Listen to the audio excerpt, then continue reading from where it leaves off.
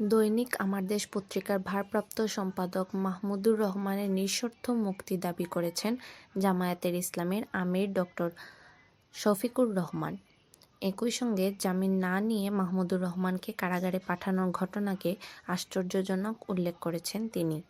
রোববার এক ফেসবুক পোস্টে মাহমুদুর রহমানের মুক্তি দাবি করেন জামায়াত আমির।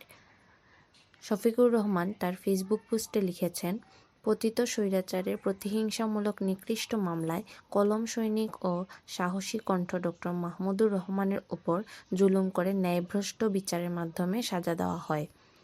আশ্চর্য, আদালতকে সম্মান করে আজ তিনি আদালতে হাজিরা দেওয়ার পর বিচারক তাকে জামিন না দিয়ে জেলে পাঠিয়ে দিলেন। কোনোভাবেই তা মেনে নিতে পারছি না।